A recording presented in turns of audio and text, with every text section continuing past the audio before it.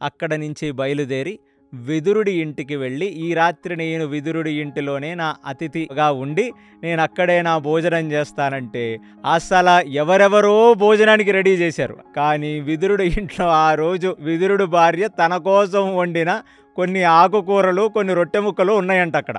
లోపలికి వెళ్ళగానే విదురుడు ఆశ్చర్యపోయాడు. ఏమిటి నువ్వు మా ఇంటికి వచ్చావేమిటి అని.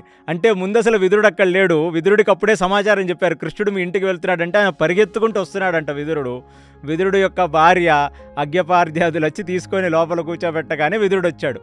వచ్చేసరికి బాగా ఆకలవుతుంది విదురా అనగానే అయ్యో అని చెప్పి ఆ రోజు ఏవేవి వండిందో విదురుడు భార్య అవన్నీ తీసుకురమ్మంటే కొన్ని ఆకుకూర మాత్రమే అక్కడ ఉన్నదిగా మనకు వ్యాసభారతం చెప్తుంది.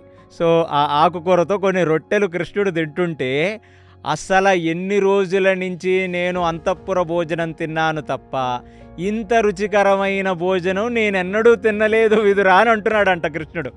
విదురుడు అతిశయోక్తి కాకపోతే, కృష్ణ నువ్వు మహాచక్రవర్తివి, నువ్వు తినని భోజనమా, ఆ ఆకుకూరలో ఏముందయ్యా అంటే భావగ్రాహి జనార్దన. ఇక్కడ నువ్వు పెట్టిన భోజనం కాదు కృష్ణుడికి ముఖ్యం, ఇక్కడ నువ్వు ఏ అనురాగంతో ఏ ప్రేమతో భోజనం పెడతావో అది ముఖ్యం. అలాంటిది ఆ విదురుడు యొక్క భార్య అయ్యో శ్రీహరే మా ఇంటికి వస్తే అసలు ఎలా ఉండాలని చెప్పి ఆ ప్రేమతో ఆయనకి వడ్డిస్తుంటే అది తిని ఆయన తన్మయత్వం చెందాడన్నట్టుగా వ్యాసభారతం చెప్తుంది.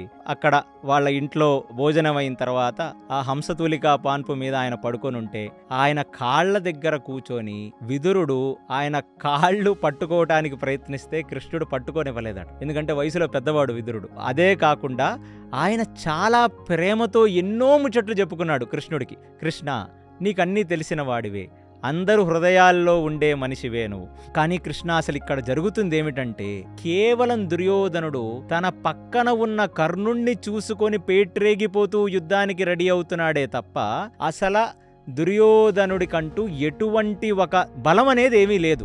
నేను చెప్పకూడని విషయమైనా నేను నీకు చెప్తున్నాను, వాడు మహా దుర్మార్గుడు దుర్యోధనుడు. నువ్వు ఒంటరిగా వచ్చావు, నాకేదో భయంగా ఉంది, చెయ్యరాని ప్రయత్నం ఏదైనా చేసినా చెయ్యొచ్చు, కాబట్టి నువ్వు కొంచెం జాగ్రత్త వహించవలసినది. అంటే ఇది ప్రేమ. ఈ రాజ్యంలో వాళ్ళు అంతఃపురంలో మాట్లాడుకున్నారు, అది కృష్ణుడికి చెప్పకూడదు. కానీ ఆత్మ సంబంధం ముఖ్యం. దేహ సంబంధం దేవుంది, తండ్రి తల్లి చెల్లి తమ్ముడు భార్య పిల్లలు వీళ్ళందరూ ఈ దేహంతో పోతారు. కానీ ఆత్మ సంబంధం, గోపికలకు కృష్ణుడితో ఉన్న సంబంధం, విదురుడికి కృష్ణుడితో ఉన్న సంబంధం ఒకటే. కొన్ని కుశల ప్రశ్నలు అయిన తర్వాత కృష్ణుడు పడుకోవటం జరిగింది.